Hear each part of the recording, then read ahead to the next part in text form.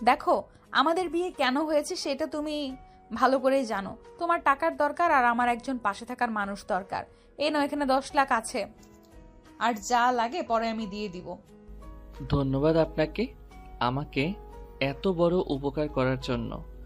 আপনি ঘুমান, আমি হসপিটালে টাকাটা জমা দিয়ে আসি। এখন বের হয়েও না, বাইরে কেউ দেখলে বুঝে ফেলবে। টাকাটা না দিলে অপারেশন হবে না। যত তাড়াতাড়ি টাকা দিয়ে দিতে হবে। ওয়েট, আমি টাকাগুলো পাঠানোর ব্যবস্থা করছি।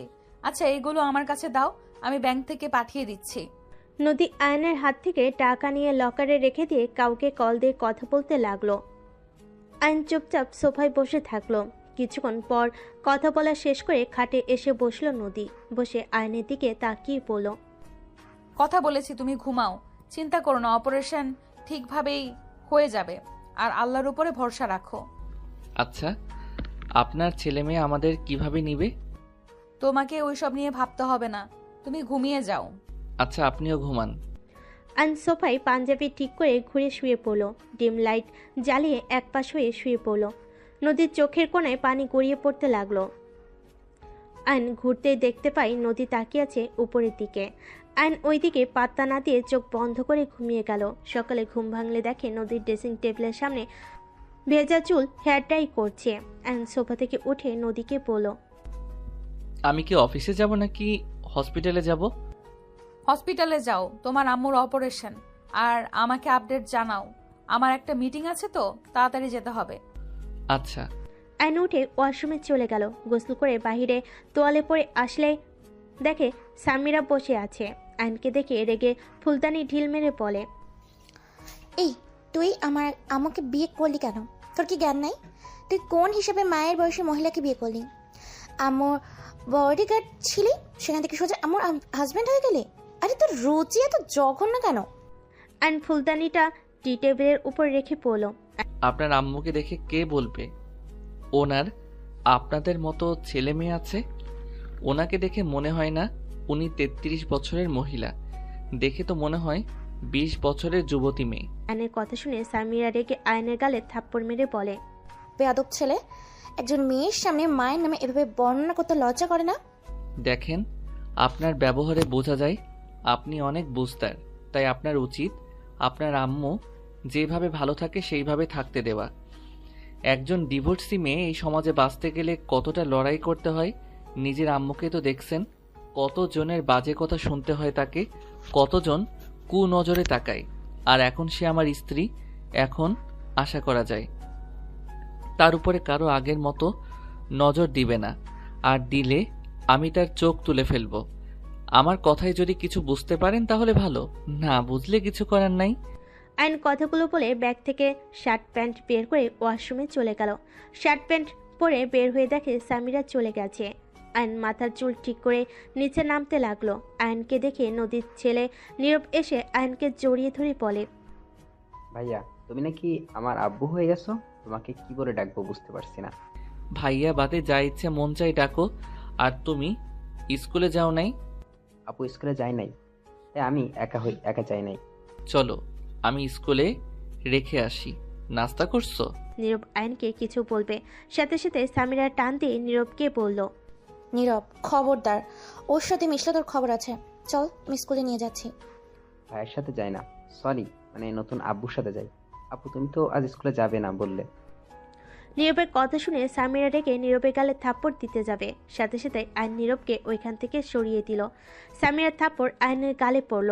নীরব ভয় পেয়ে গেল। সামিরা রেগে পড়ল, আমাদের মাসে এসেই গেছোস, ভালো করেছো। একদম আমাদের ভাই বোনের ভিতরে আসবি না। আর নীরব, তোর মুখে যদি আর একবার ওকে আব্বু ডাকতে শুনি, তোকে আমি খুন করে ফেলবো। কথাটা বলে সামিরা রেগে চলে গেল। নীরব ভয় পেতে থাকলে আয়ন নীরবকে জড়িয়ে ধরে পড়ল, নীরব, ভয় পেও না, কিছু হয় নাই। শোনো, আমাকে আব্বু বলার দরকার নাই। আমার নাম ধরে বা আমাকে মামা বলে ডাকতে পারো। নানু তো বললো তুমি আমার আব্বু হয়ে গেছো। শোনো, আব্বু চাইলে সবাই হতে পারে না। আমি তোমাদের আব্বুর মতো হয়তো হতে পারবো না। তোমাদের আব্বু তো আছে, তাই আমাকে আব্বু বলার দরকার নাই। আমাকে মামা বললে হবে। আচ্ছা। আয়ান, সামিরার হয়ে আমি তোমার কাছে ক্ষমা চাচ্ছি। ছি আন্টি, এটা কি বলছেন? ক্ষমা প্লিজ চাইবেন না। আমি সামিরার ব্যাপারটা বুঝি, ওর রাগ হওয়া স্বাভাবিক। যাই হোক, আমি নীরবকে স্কুলে নিয়ে যাচ্ছি। আয়ন নীরবকে নিয়ে বের হয়ে গেল। রিক্সা নিয়ে নীরবকে স্কুলে দিয়ে আয়ন হসপিটালে চলে গেল। হসপিটালে গিয়ে ডাক্তারের সাথে কথা বলল। 30 মিনিট পর অপারেশন করতে যাবে। আয়ন কথা বলে ডাক্তারের সাথে চলে গেল। আয়ন ওর আম্মুর কপালে চুমু দিয়ে বলল, আম্মু, চিন্তা করো না, তোমার কিছু হবে না। তুমি খুব তাড়াতাড়ি ঠিক হয়ে যাবে। আয়ান, তুই এত টাকা কোথায় পাইছস?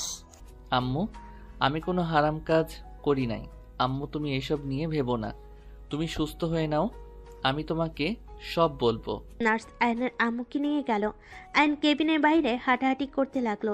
কিছুক্ষণ যেতেই আয়নের কাঁধে হাত পড়লে আয়ন ঘুরে তাকিয়ে দেখে নদী। আয়নকে দেখে বলল, এত ভেঙে পড়ো না, আন্টি ঠিক হয়ে যাবে। আপনি এখানে কি করছেন? মিটিং সন্ধ্যায় দিয়েছি। কেন?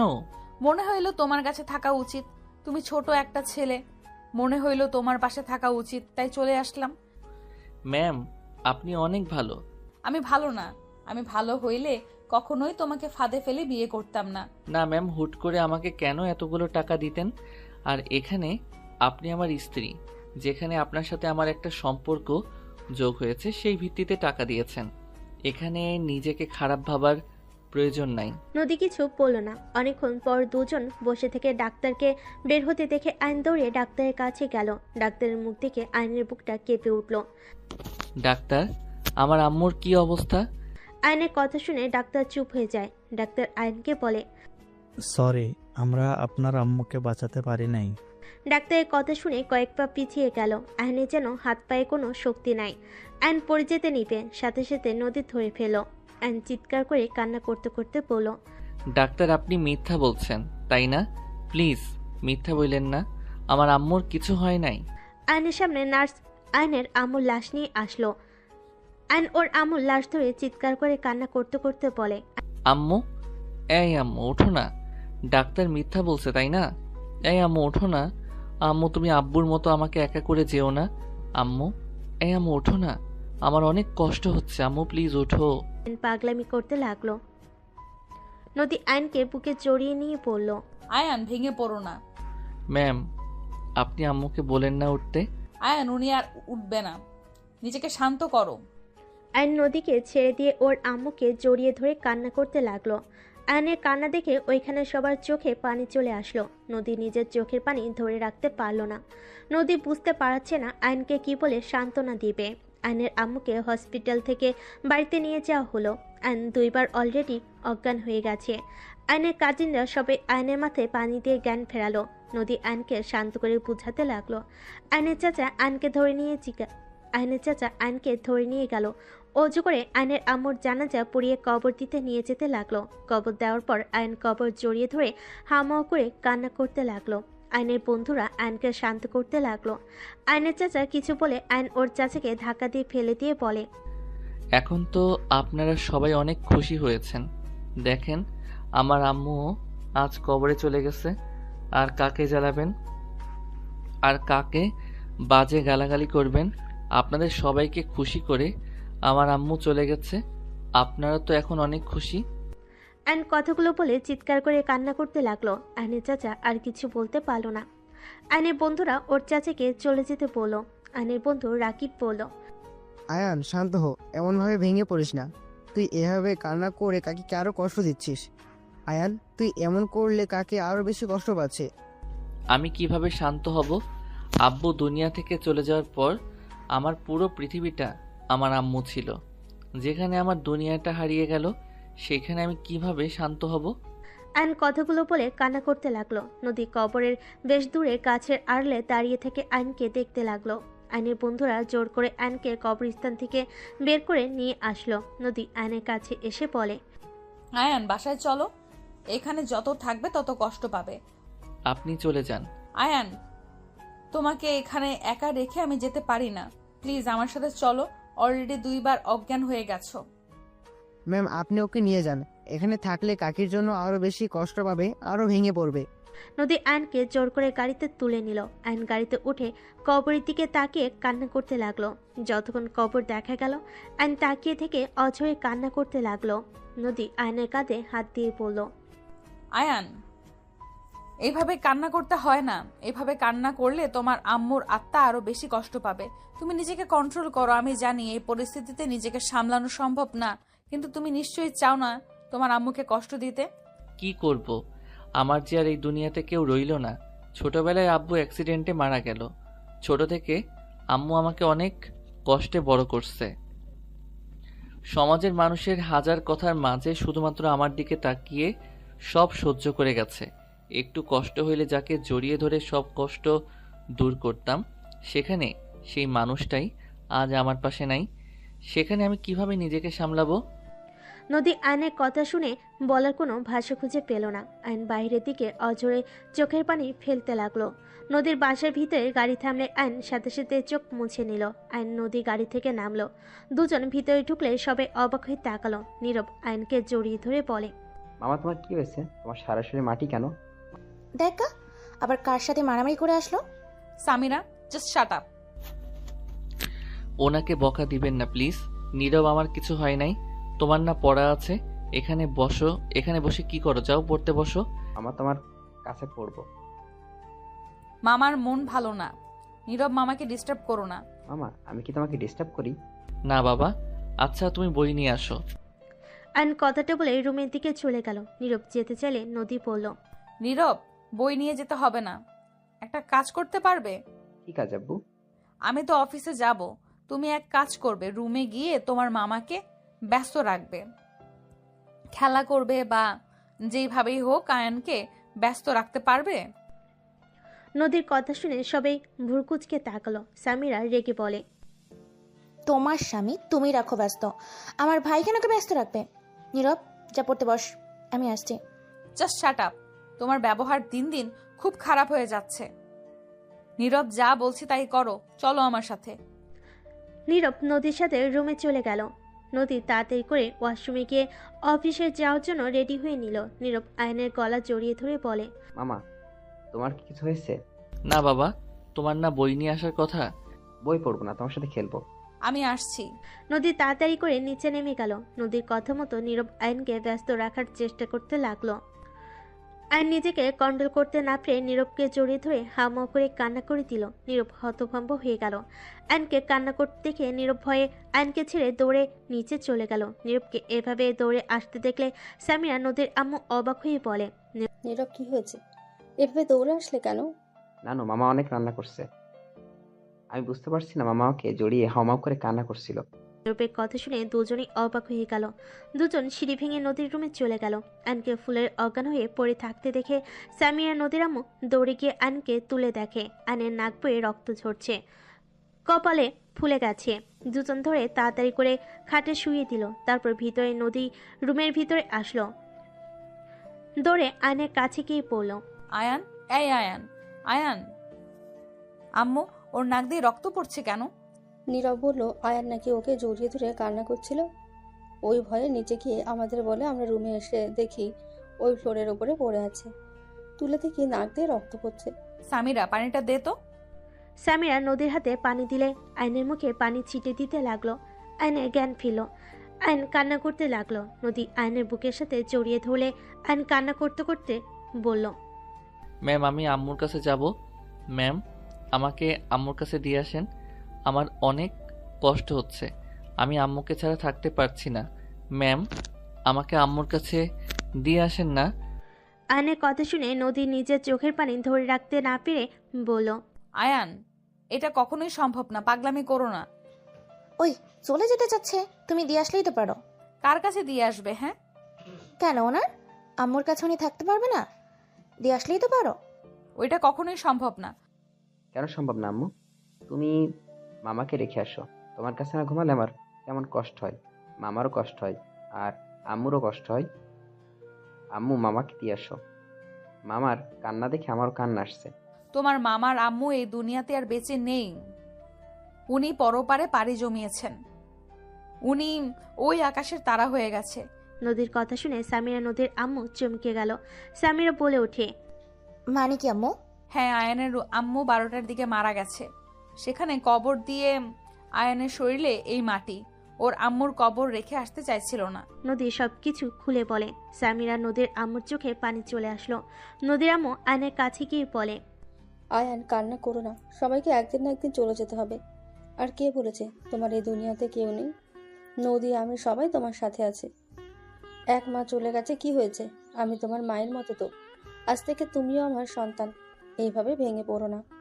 আয়ন নদীর আম্মুর কথা শুনে কিছু না বলে কান্না করতে থাকলো। সামিরা আয়নকে কান্না করতে দেখে আয়নকে বলে, এভাবে কান্না করলেন কেন? আমরা সবাই আপনার সাথে আছি তো, কান্না করেন না। তোমরা সবাই আমাকে শান্ত রাখার জন্য এইসব বলছো? আমি একা একা সারা জীবন থাকবো, আর আমাকে এভাবে সান্ত্বনা দেওয়ার জন্য ধন্যবাদ।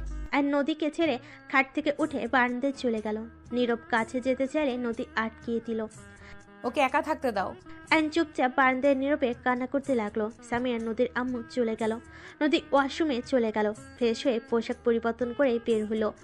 নীরব খাটের এক কোণায় বসে আছে। নদীর কাছে এসে শক্ত করে জড়িয়ে ধরে বলল, আম্মু, তুমি কখনো আমাকে ছেড়ে যেও না। আমি মামার মতো কান্না করব। আমি তোমাকে অনেক ভালোবাসি আম্মু। আয়ন বারান্দা দিয়ে বের হয়ে নীরবের কথা শুনতে পেল। নদী নীরবের কপালে চুমু দিয়ে বলল, কখনোই যাব না আমার আব্বুটাকে ছেড়ে। নীরব নদীকে জড়িয়ে ধরলো। আয়ন ওয়াশরুমে গিয়ে মুখ ধুয়ে নিল। সোফায় বসলে নদী আয়নকে বলল, আয়ান, সারাদিন তো কিছু খাও নাই, চলো খাবার খেয়ে নিবে। আমার ক্ষুধা নাই, আপনারা যান, খেয়ে আসেন। আয়ন সোফায় চোখ বন্ধ করে শুয়ে পড়ল। নদী কিছু না বলে নীরবকে নিয়ে চলে গেল। নীরবকে খাওয়াই দিয়ে আয়নের খাবার নিয়ে রুমে চলে আসলো। আয়নের মাথায় হাত দিয়ে আয়ন চোখ খুলে, প্লিজ খাবারটা খেয়ে নাও, হালকা খেয়ে নাও, না খেয়ে থাকলে শরীর দুর্বল করবে তো। প্লিজ জোর করবেন না, আমার ক্ষুধা নাই। মামা, খেয়ে নাও, তুমি কান্না করো না।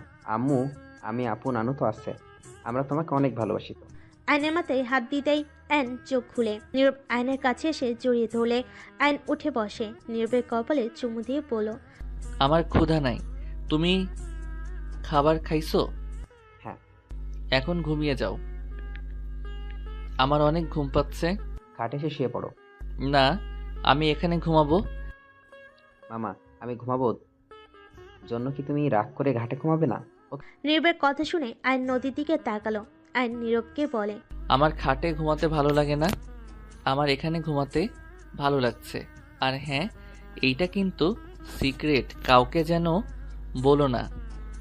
আমি এখানে ঘুমাই, তাহলে কিন্তু সবাই আমার এখানে ঘুমাতে পারে। আমি আমার জায়গা কাউকে দিতে চাই না। তো মামা, কাউকে বলবো না, আমার অনেক ঘুম পাচ্ছে।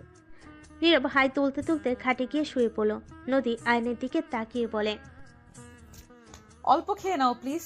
প্লিজ জোর করেন না, আপনি একজন স্ত্রীর মতো ব্যবহার করছেন, ব্যাপারটা আমার ভালো লাগছে না। আয়নের কথাই নদীর কিছুটা খারাপ লাগলো। নদী আর কিছু না বলে খাবার টি টেবিলের উপর রেখে দরজা লাগিয়ে দিয়ে এসে লাইট অফ করে ডিম লাইট জ্বালিয়ে শুয়ে পড়লে নীরব নদীকে জড়িয়ে ধরে। নদী নীরবের মাথায় হাত বুলিয়ে দিল। নীরবের কপালে চুমু দিয়ে ঘুমিয়ে পড়ে। 5 দিন পর। আয়ান, এভাবে না খেয়ে থাকলে তোমার শরীর দিন দিন খারাপ হয়ে যাচ্ছে। আয়ান, বাস্তবতা মেনে নাও। কতদিন না খেয়ে থাকবে বলো? শোনো, এই দুনিয়াতে একা এসেছো, একাই যেতে হবে। আর একবার জন্ম হয়েছে, তার মৃত্যু হবেই, কারো আগে কারো পরে। দয়া করে খেয়ে নাও। আমিও তো তোমার মা হই, তাই না? আমার হাতে কি খাবে না? নদীর আম্মুর কথা শুনে নদীর দিকে তাকালো। নদী শুধু তাকিয়ে থাকলো। নীরব সামিরা তাকিয়ে আছে। আর নদীর আম্মুর দিকে তাকাতেই ওনার অসহায় মুখ দেখে নিজেকে কন্ট্রোল করতে না পেরে নদীর আম্মুর হাত থেকে খাবার খেয়ে নিল। সবাই অনেক খুশি হয়ে গেল। নদীর আম্মু আয়নের মাথায় হাত বুলিয়ে দিল। আয়নকে খাওয়াই দিতে লাগলো আর বলতে লাগলো, এই তো গুড বয়। আরে, এক মা গেছে তো কি হয়েছে? আরেকটা মা তো আছে, তাই না? এখন থেকে তুমি তোমার আম্মুর সাথে যেমন করছো, আমার সাথে তেমন করো, তাতে তো হয়ে যায়। হয়তো আমি তোমার নিজের মায়ের মতো হতে পারবো না, বাট আমার সাধ্য অনুযায়ী চেষ্টা করব। নদীর আম্মুর কথা শুনে আয়ন নদীর আম্মুকে বলল, আপনাকে একটু জড়িয়ে ধরতে পারি? নদীর আম্মু অবাক হয়ে বলল, হ্যাঁ ধরো। অনুমতি কেন নিচ্ছ? আর নদীর আম্মুকে জড়িয়ে ধরে চোখ বন্ধ করে চোখের পানি পড়তেই মুছে ফেলল। আপনি একবার যখন বলছেন আপনি আমার মা, তাহলে আমি আর আপনাকে জ্বালাবো না। এক আম্মুকে তো অনেক জ্বালিয়েছি, আজ সেই আমাকে ছেড়ে চলে গেল। আমি আপনার অনেক যত্ন করব, একদম আপনাকে বিরক্ত করব না। আয়নের কথা শুনে নদীর আম্মুর চোখে পানি চলে আসলো। নদীর আম্মু কপালে চুমু দিয়ে বলে, তোমার যেইটাই ভালো লাগে ওইটাই করো, বাট কান্না করো না। আয়নকে খেতে দেখে নীরব এসে আয়নকে জড়িয়ে ধরে বলে। ইয়াহু, মামা খাবার খাচ্ছে। আম্মু তুমিও খেয়ে নাও, মামা তো এখন খাচ্ছে। নীরবের কথা শুনে আয়ন অবাক হয়ে গেল। নদীর দিকে তাকাতে দেখে নীরবের দিকে রাগী লুক নিয়ে তাকিয়ে আছে। আয়ন নদীকে বলল, কি ব্যাপার, আপনি কি খাবার খান নাই? ব্যস্ত কারণে খাওয়া হয়ে ওঠে নাই, তুমি খাও। ও আচ্ছা আচ্ছা আন্টি, আমি আর খাবো না, আমার পেট ভরে গেছে, আমি একটু বের হব। মামা আজকে তো ছুটির দিনে, তাহলে কোথায় যাবে? বাড়িতে যাব। ও আচ্ছা, আমার আয়ন সোফার উপর থেকে উঠে বাসা থেকে বের হয়ে গেল। আয়ন ওর আম্মুর কবরের কাছে গিয়ে আম্মুর কবর জিয়ারত করলো। জিয়ারত করে সেখান থেকে বের হইতেই আয়নের চাচা আসলো। আয়ন কোনো কথা না বলে চলে যেতে নিলে আয়নের চাচা হাত ধরে বলে, আয়ান বাসায় চল, তোর চাচি তোকে যেতে বলছে। সময় নাই। আয়ন কথাটা বলে হাত সরিয়ে দিয়ে চলে যেতে লাগলো। কিছু বলার আগেই আয়ন রিক্সা নিয়ে বের হয়ে গেল। আয়ন নদীর পাড়ে চলে গেল। নদীর পাড়ে বসে থাকলো। 3টার দিকে আয়ন বাসায় ফিরে গেল। বাসার ভিতরে ঢুকতেই আয়ন অবাক হয়ে গেল সোফায় বসে থাকা মেয়েটাকে দেখে নীরব দৌড়ে এসে পড়ল। মামা কোথায় গেছিলে? এতক্ষণ লাগলো কেন? আম্মু তো অনেক চিন্তা করছিল, তোমার বাসায় গিয়েও তোমাকে পাই নাই। আমি একটু আমার পছন্দের জায়গায় গেছিলাম। কলটা কি রিসিভ করা যায় না? সরি, খেয়াল ছিল না। আয়ান, আসসালামু আলাইকুম। ওয়ালাইকুম সালাম। অনেক শুকিয়ে গেছো দেখছি। পড়াশোনা কেমন চলছে? পড়াশোনা আর করি না। কি? কেন? জব নিয়েছি, পড়ার সময় হয়ে ওঠে নাই। বাট তুমি এখানে? আমারও তো সেম প্রশ্ন। আমার বাসার সবাইকে তুমি চেনো নাকি? এইটা তোমার বাসা? হ্যাঁ। খালামাই তুমি মামাকে চেনো? হ্যাঁ। খালামণি মানে? ও তুমি তাহলে ওনার ছোট বোন? হ্যাঁ। তোমরা একে অপরকে কিভাবে চেনো? হাই স্কুলে আমরা একসাথে পড়াশোনা করেছি। ও অনেক ভালো স্টুডেন্ট ছিল। ও সব সময় ক্লাসে ফার্স্ট হতো।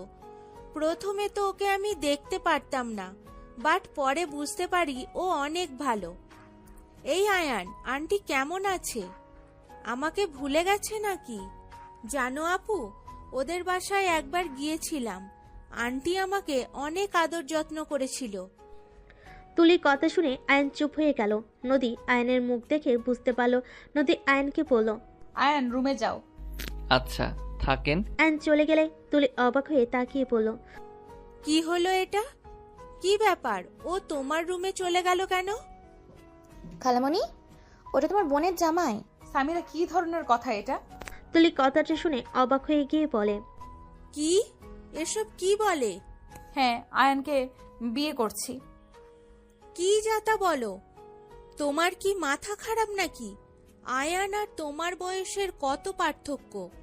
তোমার বয়স 33 আর ওর বয়স 19। কতটা বয়সের পার্থক্য? পাগল হয়ে গেছো নাকি? কি, আমার তো 15। আমার 4 বছর বড়। তাহলে খালামণি তুমিই বলো কেন আমি রেগে যাই? আমি ওকে কোন হিসেবে বাবা বলে ডাকবো বলতে পারো? এখন তুমিই বলো, কেন তোমার বোনের সাথে খারাপ ব্যবহার করি? আম্মু, তুমি এটা কিভাবে মেনে নিলে?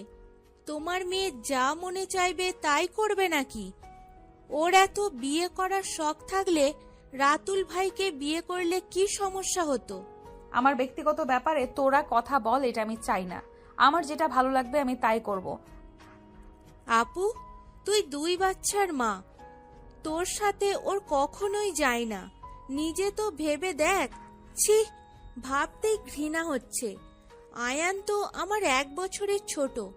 মানুষজন জানলে কি বলবে? আমি কারোর কথা কানে দেই না। মানুষের মুখ আছে বলবেই, এখানে আমি কি করব? নদীর কথা শুনে তুলির রাগে সামনে থাকা গ্লাস ছুঁড়ে মেরে বলে, তোর এসব উজানি কথা বলার জন্য সংসার করতে পারলি না, আবার হাঁটুর বয়সে ছেলেকে বিয়ে করছস? কোনো কাণ্ডজ্ঞান কি নাই তোর? সব সময় খালি আমাদের মাথা হেট করে দিস। আব্বু লন্ডন থেকে ফিরুক, এর একটা ব্যবস্থা না নিলে খবর আছে। তুলির কথা শুনে নদীর বুকের ভিতর যেন মুচড়ে উঠল। নদীর চোখে পানি টলমল করতে লাগলো। নদীর তুলির দিকে তাকিয়ে পড়ল। তুই এটা আমাকে বলতে পারলি? হ্যাঁ, বলতে পারছি। এই ন্যাকা কান্না করবে না তো? নদী আর এক মুহূর্ত ওইখানে দাঁড়িয়ে থাকতে পারল না, দৌড়ে রুমে চলে গেল। তুলির আগে নিজের রুমে চলে গেল। আয়ন বারান্দায় বসেছিল। নদীর রুমে এসে সোজা ওয়াশরুমে গিয়ে শাওয়ার ছেড়ে দিয়ে কান্না করতে লাগলো। অনেকক্ষণ বসে থাকতেই হঠাৎ নীরবের কান্নার শব্দ পেয়ে আয়ন বারান্দা থেকে বের হয়ে দেখে নীরব ওয়াশরুম থেকে কান্না করে বলছে, আম্মু ওঠো না। আম্মু তুমি তো কাঁদছো। নীরবের কথা শুনে আয়ন ওয়াশরুমে গিয়ে দেখে নদী দুই হাত হাঁটু জড়িয়ে ধরে চুল ছেড়ে দিয়ে কান্না করছে। হাতের লোমগুলো দাঁড়িয়ে গেছে। আয়ন নদীর কাছে গিয়ে শাওয়ার বন্ধ করে বলল, এই আপনি এসব কি করছেন? এই সময় এইভাবে ভিজছেন কেন? আর কি হয়েছে, কান্না করেন কেন? মামা আম্মুকে ধরো না। খালামণি আম্মুকে বকা দিয়েছিল। আম্মু অনেক কষ্ট পেয়েছে। আম্মু কষ্ট পেলে এমন করে। আম্মু জ্বর আসবে আবার। মামা ধরে নিয়ে চল না। আমি তো নিতে পারছি না। নীরবের কথা শুনে আয়ন বলল, তুমি সরো, আমি নিয়ে যাচ্ছি। নীরব সরে দাঁড়ালে আয়ন নদীর শরীরে হাত দেওয়ার সাহস পাচ্ছিল না। তারপর ভয়ে ভয়ে বলল, ক্ষমা করবেন, প্লিজ উঠেন। নীরব কান্না করছে তো। আয়া নীরবকে নিয়ে যাও প্লিজ, আমাকে একা থাকতে দাও। নদী আবার শাওয়ার ছাড়তে যাবে। আয়ন সাথে সাথে নদীর হাত ধরে পাজা কোলে তুলে নিল। নদী নামিয়ে দিতে বলতে লাগলো। আয়ন নদীর কোনো কথা না শুনে রুমে নিয়ে আসলো। নদী ঠান্ডায় কাঁপছে। আয়ন নীরবকে বলল, তোয়ালেটা দাও। নীরব তোয়ালেটা দিলে আয়ন নদীর মাথার পানি মুছতে লাগলো। মুছে চুল বেঁধে দিল। আরেকটা তোয়ালে দিয়ে হাত মুছতে গেলে রুমে সামিরা তুলি এসে এই অবস্থা দেখে বলে, ছি, ছেলের সামনে এভাবে থাকতে লজ্জা করছে না? দিন দিন বেহায়া হওয়া বন্ধ করো। নীরব যাও, আপুর রুমে যাও। এখানে কি করছো? তুলির কথা শুনে আয়ন সাথে সাথে নদীর কাছ থেকে সরে বলে, তুলি, উনি তোমার বড় বোন, এভাবে কথা কেন বলছো? চুপ, একদম চুপ।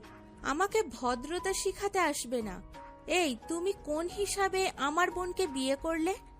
তোমার আম্মুকে তো ভালো মানুষ ভেবেছিলাম। সে কিভাবে তোমাকে আপুর সাথে বিয়ে দিল? কেন, ওনাকে বিয়ে করাতে কি সমস্যা হয়েছে? আমার ভালো লাগছে, বিয়ে করেছি, এতে সমস্যা কোথায়? সমস্যা কোথায় মানে? তুমি এত নির্লজ্জ হয়ে গেছো। ও তোমার থেকে 14 বছরের বড়। ওর সাথে তোমার কিভাবে যায়? মানুষের রুচি বলে তো কথা আছে। তাতে সমস্যা কি? উনি আমার 200 বছরের বড় হোক, তাতে সমস্যা কোথায়? আমাদের একটা পরিচয়, আমরা স্বামী স্ত্রী। যেখানে ভালোবাসা থাকে সেইখানে বয়স বড় বিষয় না। একে অপরকে বুঝতে পারা, একে অপরের পাশে থাকাটাই বড় কথা। বাহ, কি সুন্দর কথা। এইসব লেকচার রাখো।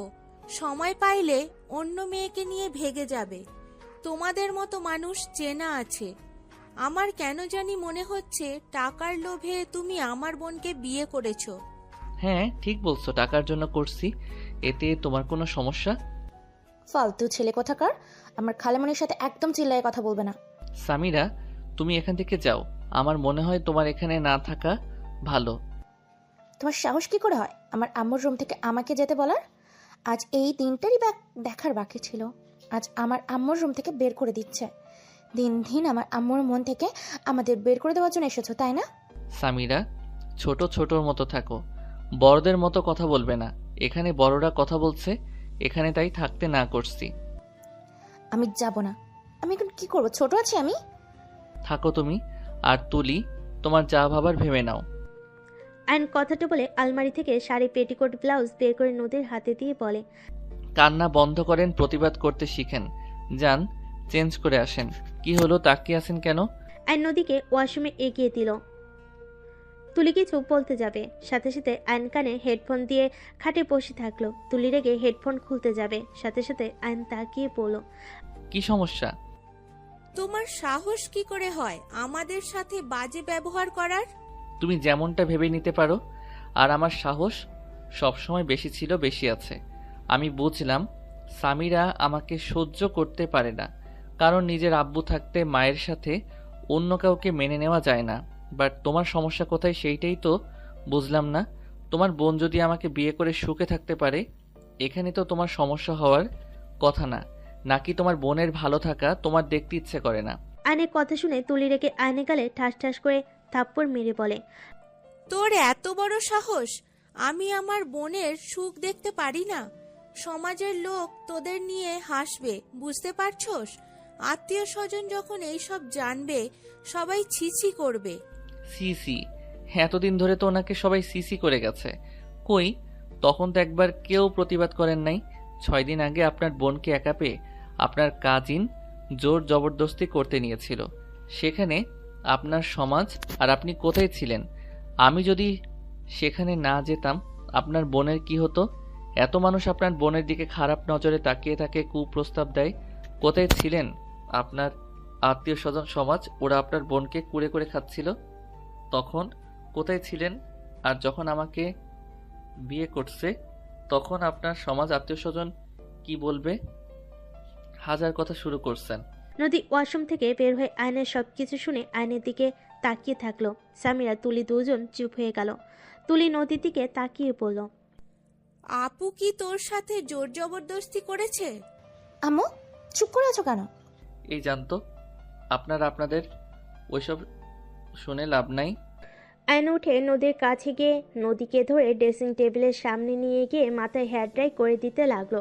সামিরা রুম থেকে বের হয়ে গেল। তুলি আর কিছু না বলে রুম থেকে চলে গেল। আয়ন গিয়ে দরজা লাগিয়ে দিল। নদীকে বলল, আই এম সরি আপনাকে এভাবে টাচ করার জন্য। আর আমি সামিরার সাথে খারাপ ব্যবহার করতে চাই নাই। আমি চাচ্ছিলাম না এইসব বিষয় সামিরা থাক। যতই হোক উনি আপনার মেয়ে। তুমি ছোট হইলে অনেক বুঝতার। আর ধন্যবাদ আমার পাশে এভাবে থাকার জন্য। আপনার পাশে থাকার জন্য বিয়ে করেছি, আর সেখানে আপনার পাশে থাকবো না তো কি করব? আয়ান, আমি অনেক ভেবে দেখলাম তোমাকে আসলে বিয়ে করা আমার উচিত হয় নাই। আয়ান, তুমি চাইলে রিলেশন করতে পারো যদি কাউকে পছন্দ করে থাকো। আমাকে বলো, আমি তার সাথে তোমার বিয়ে দেব। আয়ন কিছু বলল না। দরজা নখার শব্দ পেলে আয়ন দরজা খুলে দেখে নীরব। নীরব ভিতরে ঢুকে বলে, আম্মু তোমার কি জ্বর এসে গেছে নাকি? না বাবা, আমি ঠিক আছি।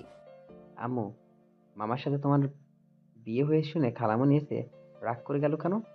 আব্বু তো অন্য একটা আন্টিকে বিয়ে করছে, সেখানে তুমিও করছো, এখানে রেগে যাওয়ার কি আছে?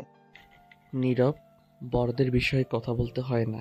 উনি তো তোমার আম্মুকে অনেক ভালোবাসে, তাই উনি রেগে গেছে। আমি যদি তোমার আম্মুকে কষ্ট দেই, তাই উনি রেগে গেছে। আম্মুকে তুমি কিভাবে কষ্ট দিবে মামা? তুমি তো অনেক ভালো। তাই তোমার মনে হয় আমি ভালো? হ্যাঁ তো। ও আম্মু, বড় কল দিয়েছিল, খালামণি নাকি বিয়ে আমাদের সবাইকে যেতে বলছে। রাইসার বিয়ে? হ্যাঁ, নানু তো বললো আগামীকাল যাবে। ও আচ্ছা। অ্যান্ড খাটে শুয়ে পড়লো। ফোনে গেমিং করতে লাগলো। নীরব এসে খেলতে লাগলো। নদী চুল শুকিয়ে আশ্রিয়ে নিচে চলে গেল। নিচে গেলে তুলি বলে, রাইসার বিয়ে কি করবে? যাবে নাকি, না এখানেই থেকে যাবে? তোমার জামাই নিয়ে গেলে তো তোমাদের দুজনকে জামাই বউ না অন্য কিছু ভেবে নিবে। তুলি চুপ কর। বড় আফা আয়ানকে নিয়ে যেতে বলছে। শোন, তোরা মার্কেটে করে আয়, তোর আব্বু বিয়ের দিন চলে আসবে। আর এত ভাবিস না, আমি সবাইকে আনছি। আমাকে আপনাদের পরিচয় দিতে হবে না। ওনারা তো জানে আমি আপনার বডিগার্ড, সেই হিসাবে চলে যাব। আর আপনার জামাই আসতে পারে নাই, হিসাব বরাবর। এইটাই ভালো হবে। না আয়ান, এসব কিছু বলতে হবে না, আমি সবাইকে বলে দিয়েছি। আর ওরা তোমাকে ইনভাইট করেছে। আর তুলি, তুই একটু বেশি কথা বলোস। যা শপিং করতে চা। আয়ান, তুমি রেডি হয়ে আসো। আমি যাব না, আপনারা যান। কেন?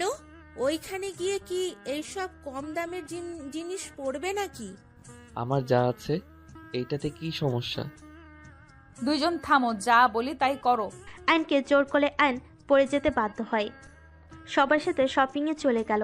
আয়ন কিছু কিনলো না দেখে নদী নিজে পছন্দ করে কিনতে লাগলো। সবার শপিং শেষ হতে হতে রাত 11টা বেজে গেল। রেস্তোরাঁয় গিয়ে সবাই খাবার খেয়ে নিল। নীরব ঘুমিয়ে গেলে আয়ন নীরবকে কোলে তুলে নিয়ে হাঁটতে লাগলো। রাস্তা দিয়ে হাঁটছিল। হঠাৎ করে রাকিব এসে বলে, কিরে আয়ান, এখানে কি করিস? ও ম্যাম, আসসালামু আলাইকুম, কেমন আছেন? ওয়ালাইকুম সালাম। জি আলহামদুলিল্লাহ ভালো। তুমি ভালো আছো? জি।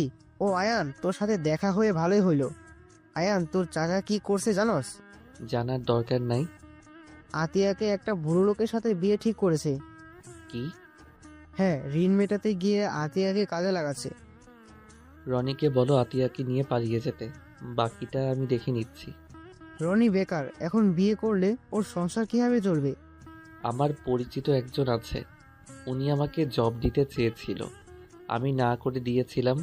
ওইটা রনিকে দিয়ে দিব। তোদের যা বলি ওইটা কর, বেতন মোটামুটি ভালোই। ওকে, রনির সাথে তাহলে আমি কথা বলে দেখব। আচ্ছা থাক, নীরব ঘুমিয়ে গেছে, বাসায় যাব। আচ্ছা। আয়ন গাড়িতে গিয়ে উঠে পড়লো। আয়ন নীরবকে সামিরার কাছে বসিয়ে দিয়ে সামনে বসে পড়লো। নদী আয়নের পাশে বসলে আয়ন ড্রাইভিং করতে লাগলো। কিসের জব অফার এসেছিল? সুইটি ম্যাম আমাকে তার কাজে সাহায্য করার জন্য কাজ দিতে চাইছিল। সুইটি, এটা কবে বলছে?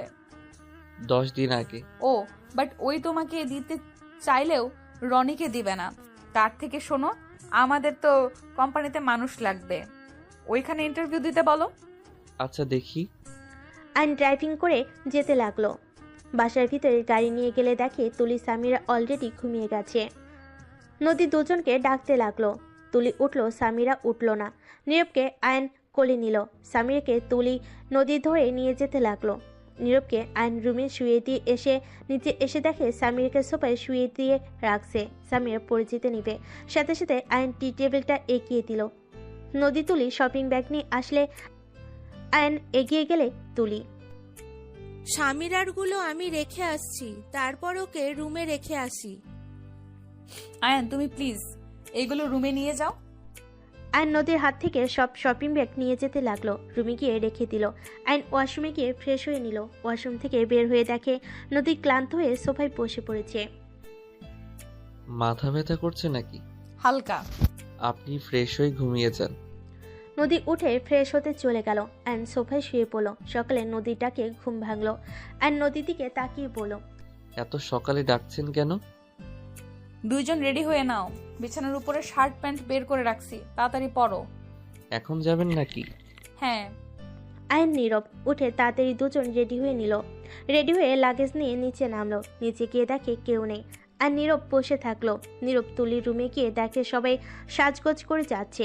নীরব নিচে এসে বলে, আমাদের রেডি হতে হতে আমাদের একটা ঘুম হয়ে যাবে। কি আর করবে, অপেক্ষা করা ছাড়া উপায় নেই। দুজন বসে গেম খেলতে লাগলো। 2 ঘন্টা পর তিনজন নিচে নামতে লাগলো। আয়ন পানি খেতে গ্লাস হাতে নিয়ে খেতে যাবে, সাথে সাথে সিঁড়ির দিকে চোখ গেল। আয়ন হা হয়ে তাকিয়ে নদীকে দেখে চোখ যেন ফেলতে পারছে না। তুলি আয়নকে বলে, সারাদিন তো দেখো, আবার ওদের সামনে হা করে তাকিয়ে আছো কেন? আয়ন সাথে সাথে গ্লাসে পানি নিয়ে খেতে লাগলো। অন্যদিকে ঘুরে আয়ন নদীর আম্মুকে দেখে বলে, মাশাআল্লাহ আন্টি, আপনাকে আর সামিরাকে ভালো লাগছে, আর দুইটাকে পেতনি পেতনি লাগছে। আয়নের কথা শুনে নদীর আম্মু সামিরা হাসতে লাগলো। আয়ন হাসতে লাগলো মিটিমিটি করে। তুলি নদী বুড়কুচকে তাকালো। নীরব বলে উঠলো, খালামণি, আম্মু, তোমাদের নাকি পেতনির মতো লাগছে? তোর মামাকে ভূতের মতো লাগছে। আমি ভূত এইটা তো জানি, বাট আপনারা যে পেতনি এটাই তো জানেন না, তাই না নীরব? দুজন হাসতে লাগলো। তুলি রেগে যে মারতে যাবে আর নীরবকে নিয়ে লাগেজ নিয়ে দৌড়ে বের হয়ে গেল। দুজন গাড়ি থেকে উঠে বসলো। ওদের সবাইকে দেখে আয়ন গাড়ি থেকে নেমে লাগেজগুলো পিছনে রেখে দিল। আয়ন ড্রাইভারের পাশে গিয়ে বসলো। বাস কাউন্টারে গিয়ে বাসে উঠে পড়লো। নদী নীরব একসাথে বসতে গেলে নদীর আম্মু বলে, নীরব, নানু ভাই তুমি আমার কাছে এসে বসো। আমি আপনার কাছে বসি, এইখানে বসে থাক। তুমি নদীর কাছে বসো। নীরব এসে নদীর আম্মুর কাছে গিয়ে বসলো। আয়ন উপায় না পেয়ে নদীর কাছে গিয়ে বসলো। আয়ন ফোনে গেম খেলতে লাগলো। নীরব আয়নের কাছে আসলে আয়ন নীরবকে কোলে বসিয়ে দিল। নীরব আয়নের সাথে বসে গেম খেলতে লাগলো। সারাদিন জার্নি করে সন্ধ্যার দিকে সবাই নেমে পড়লো। গাড়ি এসে আয়নদের রিসিভ করে নিয়ে যেতে লাগলো। একটা বাড়ির সামনে গিয়ে গাড়ি থামালো। সবাই নেমে পড়লো। নদীর খালামণি আয়নদের কাছে এসে কুশল বিনিময় করলো। আয়ন সালাম দিয়ে কুশল বিনিময় করে তাদের সাথে যেতে লাগলো। বাসার ভিতরে গেলে সবার সাথে আয়ন কুশল বিনিময় করতে লাগলো। হঠাৎ করে একজন লোককে দেখে নীরব দৌড়ে গিয়ে জড়িয়ে ধরে বলল, আব্বু। আয়ন অবাক হয়ে গেল। নীরবকে লোকটা কোলে নিয়ে চুমু দিয়ে কথা বলতেই সামিরার দিকে তাকিয়ে বলে, সামিরা মা, কেমন আছস? সামিরাকে জড়িয়ে ধরতে চাইলে সামিরা লাগেজ নিয়ে সাইড কেটে চলে গেল। আয়ন নদীর কানে কানে বলে, এইটা আপনার এক্স হাজবেন্ড নাকি? হুম। নদীর এক্স হাজবেন্ড রায়হান কাছে এসে নদীর আম্মুকে সালাম দিল। তুলি কেমন আছোস? ভালো ভাইয়া, তুমি কেমন আছো? কি ব্যাপার, ভাবিকে দেখছি না? এই মনে হয় রুমে আসে। ও আচ্ছা, থাকো, আমিও যাই। নদী রায়হানের দিকে না তাকিয়ে অন্যদের সাথে কথা বলতে লাগলো। নদীর খালামণি বলে, নদী, জামাইকে নিয়ে রুমে যা। এভাবে কতক্ষণ দাঁড়িয়ে থাকবে? নদী আয়নের হাত ধরে নিয়ে যেতে লাগলো। নদী কিছু আত্মীয় স্বজন হাসতে হাসতে বলে, আফা, নদীকে কার সাথে বিয়ে দিয়েছো? এ তো ছোট্ট একটা বাচ্চা ছেলে, দেখে মনে হয় ভাই বোন। কথাগুলো বলে হাসতে লাগলো। রায়হান কথাগুলো শুনে চলে গেল। নদীর আম্মু বলে ওঠে, ছোট হলে আমার মেয়ের জামাই অনেক বুদ্ধিমান আর অনেক ভালো। আমার মেয়ে যার সাথে সুখে থাকবে তার সাথে বিয়ে দিয়েছি। একজন বলে ওঠে, কতবার বললাম আমার ছেলের সাথে নিতে চাইলাম, তোর মেয়ে তো রাজি হলো না। আর কচি ছেলে দেখে একদম বিয়ে করে ফেললো, আমাদের দাওয়াতও দিলি না। নদীর খালামণি বলে, দেখেন, এইসব কথা বাদ দেন। ওদের সমস্যা না হইলে আপনাদের সমস্যা থাকার কথা না। নাহিদা, তুই রুমে যা। নদীর আম্মু আর কিছু না বলে চলে গেল। এদিকে আয়ন নদীর রুমে গেলে আয়ন বলে, আপনার স্বামী এখানে কি করে? ওই আমার মেছো খালামণির ছেলে। ও আপনার কাজিন ছিলেন? হ্যাঁ আয়ান, ওর বিষয়ে প্লিজ আর কিছু জিজ্ঞেস করো না। ওকে। ওইদিকে ওয়াশরুম ফ্রেশ হয়ে নাও, আমি একটু আমার বোনদের সাথে দেখা করে আসি। নদী চলে গেল। হঠাৎ রায়হানের সাথে দেখা হলে রায়হান বলে ওঠে, কোচি জিনিস থেকে লোক সামলাতে পারো নাই না কে? একেবারে কোচি ছেলেকে বিয়ে করে ফেললে। নীরব, তুমি তোমার মামার কাছে যাও। আব্বু, কোচ জিনিস কি? কোচি জিনিসটাই কি তোমার আম্মু ভালো বলতে পারবে। নীরব, তোমাকে যেতে বলছি না? নদীর কথা শুনে নীরব নেমে চলে গেল। রায়হান নদীকে আরো বাজে কথা বলে রায়হানের গালে নদী থাপ্পড় মেরে বলে, তোর মন কোনোদিন ঠিক হবে না। যেমন আগে নোংরা মানসিকতা ছিল, এখনো সেইম আছে। সবাইকে নিজের মতো ভাবিস না, নিজে ভালো হয়ে অন্য কাউকে খারাপ কথা বলিস। আর কতটা নির্লজ্জ তুই! কতবার বলছি আমার সাথে কথা বলবি না, কিন্তু তুই একবারই কথা বলতে আসস। যত সব। নদীর থাপ্পড় খেয়ে রায়হানের রাগ উঠে গেল। রায়হান নদীর চুলের মুঠি ধরে নদী হাত ধরে বলতে লাগলো, রায়হান, আমার চুল ছাড়, ব্যথা লাগছে কিন্তু। তোমার সাহস কি করে হয় আমার গায়ে হাত তোলার? অনেক সাহস বেড়ে গিয়েছে, তাই না? রায়হান নদীর গালে থাপ্পড় মারতে যাবে, সাথে সাথে রায়হানের বউ এসে হাত ধরে বলে, ছি, এসব কি করছেন? উনি আপনার এখন স্ত্রী না যে ওনার গায়ে হাত দেবেন। ওনাকে ছাড়েন। রায়হান ওর স্ত্রীর কথা শুনে নদীকে ছেড়ে ওর স্ত্রীকে মারতে লাগলো। আয়ন রুমের বাইরে এসে নীরবের সাথে হাঁটতে কিছু দূর এসে এই অবস্থা দেখে নীরব ভয় পেয়ে গেল। নদী রায়হানকে বলল, ওকে ছাড় বলছি রায়হান। আমাদের মাঝে তুই আসবি না। নদীকে ধাক্কা দিলে দৌড়ে গিয়ে আয়ন নদীকে ধরে ফেল। রায়হান ওর স্ত্রীর পেটে লাথি দিতে যাবে, সাথে সাথে আয়ন টান দিয়ে ওর স্ত্রীকে সরিয়ে নিল। রায়হান রেগে গিয়ে আয়নের কলার চেপে ধরলে আয়নের রাগ উঠে গেল। রায়হানের স্ত্রী নদী রায়হানকে ধরে বলে, প্লিজ ওনাকে ছেড়ে দিন। রায়হান, আমার স্বামীর কলার ছাড় বলছি। আম্মু, আমাকে ছেড়ে দাও। নীরবের কান্নার শব্দ শুনে সবাই দৌড়ে আসতে লাগলো। রায়হান নীরবকে রেগে ধাক্কা দিয়ে বলে, তোকে চুপ থাকতে বললাম না? সবাইকে জোর করে ফেললে। আব্বু, মামাকে মারো, কিন্তু মামাকে ছেড়ে দাও। আয়ন এবার নিজের রাগ কন্ট্রোল করতে না পেরে রায়হানের হাত দুটো ধরে মোচড় দিয়ে ধরতে লাগলো। আয়নের শক্তির সাথে রায়হান পারছিল না। সামিরাকে দেখে আয়ন রায়হানের হাত ছেড়ে দিয়ে বলে, আপনাকে এখানে উচিত শিক্ষা দিয়ে দিতাম। আপনার ভাগ্য ভালো, এখানে সামিরা আর নীরব আছে। কি করবি তুই? কথাটা বলে আয়নের মুখে ঘুষি মালে সবাই ভয়ে বলতে লাগলো, রায়হান এইটা কিন্তু বাড়াবাড়ি হয়ে যাচ্ছে। তুই নতুন জামের মুখে ঘুষি মারলি কেন? রায়হান ওই লোকটার দিকে রাগী লুক নিয়ে তাকিয়ে পড়ল। কেন, ওই কি আপনার জামাই নাকি যে এত মায়া লাগছে? ছি, এইসব কি যাতা বলছেন? মুখের ভাষা এত জঘন্য কেন আপনার? দেখেন, আপনার মাত্রার ভিতরে থাকেন, না হইলে কিন্তু আপনার কপালে দুঃখ আছে। কি করবি তুই কর। আয়নকে ধাক্কাতে লাগলো। সামিরা রেগে রায়হানকে ধাক্কা দিয়ে বলল, খবরদার আপনি আমার আব্বুর গায়ে হাত দিবেন না। আপনি একজন জঘন্য মানুষ। আপনার লজ্জা শরম নাই?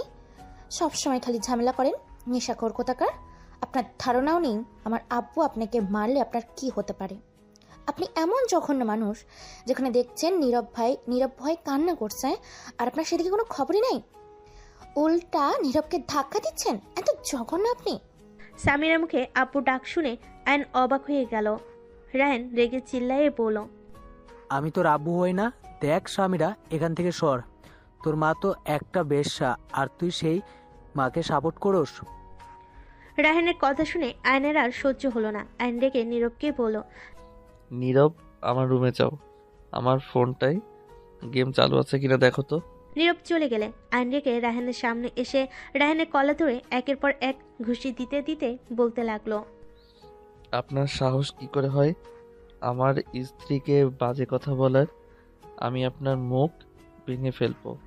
রায়হান আয়নের সাথে পেরে ওঠে না। আয়ন একের পর এক ঘুষাতে লাগলো। নদী রায়হানের স্ত্রী আয়নকে ঠেকানোর চেষ্টা করতে লাগলো। রায়হানের মুখ দিয়ে রক্ত ঝরতে লাগলো। সামিরা কান্না করতে করতে চলে গেল।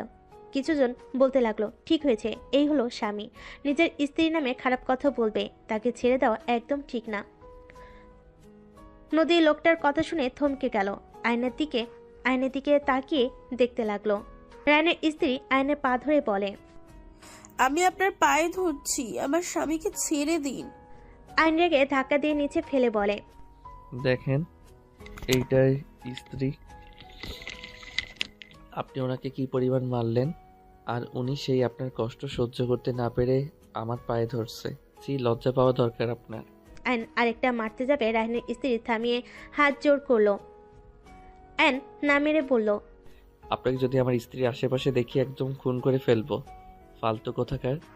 আয়ন কথাগুলো বলে ওইখান থেকে চলে গেল। সবাই রায়হানকে দেখে হাসতে হাসতে বলে, নদী, তোকে নিয়ে হাসাহাসি করছি, ক্ষমা করে দিস মা। তুই একজন যোগ্য ছেলেকে বিয়ে করছস। সবাই আয়নের অনেক প্রশংসা করতে লাগলো। নদী সবার কথা শুনে অনেক খুশি হতে লাগলো। নদী রায়হানকে বলল, সব জায়গায় ক্ষমতা দেখাতে হয় না, নিজেকে কি ভাবোস আল্লাহ ভালো জানে। আর দেখলি তো আমার স্বামী ছোট হলেও কতটা বুঝতার। তোর মতো জানোয়ার না। দেখ, ওর নিজের সন্তান না হওয়া সত্ত্বেও ওদের কথা ভেবে তোর সাথে সুন্দরভাবে সমাধান করতে চাইলো, আর তুই কিনা নিজেদের সন্তানের উপরে হাত তুলস। জঘন্য লোক একটা। নদী কথাগুলো বলে ওইখান থেকে চলে গেল। রুমে গেলে দেখে আর নীরবকে বুকে জড়িয়ে ধরে বলতে লাগলো, আমি তো জানি নীরব বাবু অনেক সাহসী, তাহলে এখন কেন কান্না করছে? আরে বাবা শুনো, তোমার আব্বুর তো মাথা গরম, তাই তোমাকে ভুলে ধাক্কা দিয়েছে। তোমার আব্বু তোমাদের অনেক ভালোবাসে। রাগের মাথায় তো মানুষ কত কিছু করে। না আব্বু আমাদের ভালোবাসে না, আব্বু অনেক পচা, তোমাকে মারছে। আব্বুর সাথে তো আর কথাই বলবো না আমি। দেখ, এমন কেউ বলে আব্বুরা পচা হয় না? রাগ উঠলে সবার মাথা খারাপ হয়ে যায়। দেখো, মাথা ঠান্ডা হইলে ঠিক তোমাকে আবার কাছে টেনে নিবে। আব্বু আমাকে ধাক্কা দিলে আমি যে নিচে পড়ে যেতাম। আমি তো আছি, তোমার কিছু হবে না। আব্বু কেন তোমার মতো হয় না মামা? কেউ কারো মতো হয় না বাবু। আচ্ছা শোনো, তোমার আপুর কাছে যাও, তোমার আপু মনে হয় কান্না করছে। নীরব আয়নের উপর থেকে উঠে নিচে নামলে নদীর সাথে সাথে লুকিয়ে পড়ল। নীরব বের হইলে নদীর রুমের দিকে বা আসার ভান করলো। নীরব ওর আম্মুকে কিছু না বলে চলে গেল। নদী আয়নের পাশে বসলে আয়ন চমকে যায়। আয়ন সরে যেতে চাইলে নদী আয়নকে বলল, বসো। কুত্তার বাচ্চা কত জোরে ঘুষি দিয়েছে, ঠোঁট কেটে রক্ত পড়ছে। নদী ওর শাড়ির আঁচল দিয়ে ঠোঁটের রক্ত মুছতে লাগলো। আয়ন নদীর দিকে অবাক হয়ে তাকিয়ে বলল, কি করছেন? আমার জন্য দামি শাড়িটা নষ্ট করছে কেন? মানুষের থেকে শাড়ি কখনোই দামি হয় না। চুপচাপ বসে থাকো। ওয়েট, আমি ব্যাগে স্টিকার ব্যান্ডেজ আছে। আপনি কি এসব নিয়ে ঘোরেন নাকি? নীরবের জন্য রাখতে হয়। নদী ব্যাগ থেকে স্টিকার ব্যান্ডেজ বের করে আয়নের ঠোঁটে লাগিয়ে দিতে লাগলো। আয়নের নাকে গরম নিঃশ্বাস হাতে এসে পড়লে নদীর ভিতরে অন্যরকম অনুভূতি হলো। আয়ন নদীর দিকে তাকিয়ে আছে। চোখে চোখ পড়লে আয়ন চোখ সরিয়ে নিল। হঠাৎ করে দরজা নক হলে দুজন একে অপরের থেকে দূরে সরে বসলো। নদীর কয়েকটা কাজিন খাবার নিয়ে এসেছে। টেবিল ওপর রাখতে রাখতে বলে, বাহ দুলা ভাই, আপনি দেখতে যেমন স্মার্ট তেমনই গুড লুকিং। তেমন ফাইটিংও তো ভালোই জানেন, একদম সিনেমার হিরোদের মতন। কথাগুলো বলে হাসতে লাগলো। আরেকজন বলে, ভাইয়া আপনার কোনো ভাই নাই? না, কেন? মেয়েটা মন খারাপ করে বলে, না মানে তাহলে আমি একটু আপনার ভাইয়ের সাথে প্রেম করতাম। আপু তুমি আবার আমাদের মাঝে এসো না, আমরা দুলা ভাই শালিকা যা ইচ্ছা বলবো চুপ করে শুনবে। অনেক পাকনা হয়ে গেছস। নদীর কথা শুনে বলে, ওই একটু একটু যাই হোক ভাইয়া, আপু তোমাদের জন্য ফুপি খাবার দিয়েছে, খেয়ে নাও। আর সামিরা, নীরব ওরা নিচে খেতে বসেছে, আর দুলা ভাই খাবার খেয়ে ছাদে আসেন, সবাই মিলে ওইখানে আড্ডা দিচ্ছে। আচ্ছা। মেয়েগুলো চলে গেল। নদী ওয়াশরুম গিয়ে হাত ধুয়ে এসে আয়নের খাবার দিল। আয়ন হালকা খাবার খেয়ে নিল। নদী আয়নের প্লেটে খাবার খেতে লাগলে আয়ন বলে, ম্যাম কি করছেন? আমার এটো কেন খাচ্ছেন? খাবার নষ্ট হবে, তাই এখান থেকে খাওয়া ভালো। তুমি ছাদে যাও, তোমার ভালো লাগবে। নীরব আসুক। নদী খাবার খেতে লাগলো। আয়ন আর চোখে মাঝে মাঝে নদীকে দেখে খেতে লাগলো। আয়ন নদীর চোখে চোখ পড়লে আয়ন চোখ সরিয়ে নিয়ে ফোনের দিকে তাকালো। নদী মুচকি হাসি দিয়ে খেতে লাগলো। খাওয়া শেষ করে হাত ধুয়ে নিল। নীরব এসে আয়নকে বলে, মামা তোমার খাওয়া হয় নাই? হয়ে গেছে। খালামণিকে তোমাকে যেতে বলছে, চলো। আয়ন নীরবের সাথে যেতে লাগলো। ছাদে গেলে দেখে তুলি, সামিরা সবাই বসে আছে। আয়নকে দেখে কয়েকটা মেয়ে আয়নকে ধরে বসিয়ে দিল। নীরব আয়নের কোলে বসলো। সবাই বালিশ গেম খেলতে লাগলো। নীরব আয়নের কোলে বসে থেকে খেলতে লাগলো। সবাই মজা করে খেলতে লাগলো। লাস্টের দিকে সামিরা আর আয়ন খেলায় বাকি থাকে। দুজনের ভিতরে খেলা চলতে থাকে। আয়ন ইচ্ছা করে সামিরাকে জিতিয়ে দিলে সামিরা অনেক খুশি হয়ে নাচতে লাগলো। সামিরা খুশি দেখে আয়নের ভালো লাগলো। নীরব আয়নের উপর রাগ করে বলে, আব্বু তুমি এমন কেন করলে? আপুকে হারানো যেত। আরে অন্য গেমে আমরা ঠিক জিতবো। সবাই মিলে গেম খেলতে শুরু করে দিল। অনেক মজা করে খেলতে লাগলো। বড়রা এসে ওদের খেলা এনজয় করতে লাগলো। নদী একপাশে বসে ওদের খেলা দেখতে লাগলো। তুলি আয়নের মাঝে স্কিল দিয়ে মুখ দিয়ে মারার প্রতিযোগিতা চলছে। টিয়া চিটিং করতে গেলে নীরব কিছু বলে সবাই মুখ চেপে ধরে। সবাই হাসতে লাগলো। আয়ন বুঝতে পেরে যে ওকে মারতে যাবে সাথে সাথে ধরে ফেলে। চোখ খুলে টান দিয়ে মেয়েটা সোজা তুলির ওপর থেকে আয়নের উপর এসে পড়ে আয়ন বলতে লাগলো, চিটিংবাজ।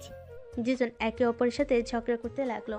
সবাই হাসতে থাকলো। নদীর বিষয়টা ভালো লাগলো না। নদী উঠে এসে মেয়েটাকে আয়নের উপর থেকে তুলে দিল। নদী হেসে বলে, মুখে ঝগড়া কর, উপরে উঠে করার কি দরকার? নদীর কথা শুনে ওর কাজিনরা সবাই বলতে লাগলো, জেলাসি, কেউ কি পোড়া পোড়া গন্ধ পাচ্ছ? নদী রাগী লুক নিয়ে তাকাতে সবাই হাসতে লাগলো। রায়নের স্ত্রী ওদের পাশে বসে বলে, ঠিক আছে, জামাই নিয়ে জেলাসি করবেন না তো কি করবে? নীলা কিছুটা লজ্জা পেয়ে গেল। অ্যান্ড সবাইকে বলল, থাকেন, অনেক খেলা করছি। নীরব চলো একটু হাঁটাহাঁটি করে আসি। অ্যান্ড কথাটা বলে নীরবের হাত ধরে নেমে গেল। অ্যান্ড বাসা থেকে বের হয়ে দুজন হাঁটাহাঁটি করে একটা দোকানে গিয়ে বসে পড়লো। অ্যান্ড চা খেতে লাগলো। নীরবকে চিপ চকলেট কিনে দিল। অ্যানের চা খাওয়া হয়ে গেলে অ্যান বিল দিয়ে নীরবকে নিয়ে হাঁটতে লাগলো। অ্যানের খাওয়া শেষ হলে দুজন বাসায় চলে গেল। অ্যানের সাথে আরও কিছু আত্মীয়দের পরিচয় করিয়ে দিতে লাগলো। সবার সাথে কথা বলতে বলতে অনেক রাত বেজে গেল। অ্যান সবার সাথে অনেকটা মিশে গেছে। সবাই মিলে একসাথে খাবার খেতে বসলো। সবার সাথে আনন্দ করে খাবার খেয়ে আর নীরব রুমে চলে গেল। নীরব গেলে দেখে সবাই বসে থেকে আড্ডা দিচ্ছে। আয়নকে দেখে সবাই চলে গেল। নদী দরজা লাগিয়ে দিল আর নীরবকে শুইয়ে দিয়ে নদীকে বলল, আমি কোথায় ঘুমাবো? এই রুমে তো সোফাও নাই। নীরবের পাশে ঘুমাও। আপনাদের সাথে এইটা কেমন দেখায়? সমস্যা কি, ঘুমাও। আয়ন আর কিছু বলল না। আয়ন নীরবের পাশে শুয়ে পড়লে নীরব আয়নকে জড়িয়ে ধরে ঘুমালো। সকালে আজানের শব্দ কানে আসলেই ঘুম ভেঙে গেল। নদী লাইট জ্বালিয়ে দেখে আর নীরব একে অপরকে জড়িয়ে ধরে বাচ্চাদের মতো করে ঘুমাচ্ছে। নদীর মুখে মুচকি হাসি রেখা ফুটে উঠল। লাইটের আলোতে আয়নের ঘুম ভেঙে গেল। তাকিয়ে দেখে নদী তাকিয়ে আছে। নদী আয়নকে দেখে সাথে সাথে চোখ সরিয়ে নিল। আয়ন বলে উঠল, কিছু হয়েছে কি? না, নামাজ পড়বে না। হ্যাঁ। নদী আয়ন দুজন উঠে ফ্রেশ হয়ে একসাথে অজু করে নিল। আয়ন রুম থেকে বের হয়ে মসজিদে চলে গেল।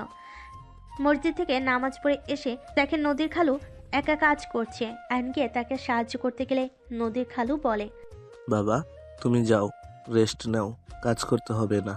আঙ্কেল আপনি একা করছেন এইটা দেখতে ভালো লাগছে না। আর রাইসা আপু তো আমার বোনের মতো, তাই বোনের বিয়েতে ভাই হিসেবে তো কাজ করতেই পারি, তাই না? আয়নের কথা শুনে নদীর খালু হাসে, আর কিছু বলতে পারল না। আয়ন কাজে সাহায্য করতে লাগলো। আয়ন সারাদিন অনেক কাজ করতে লাগলো।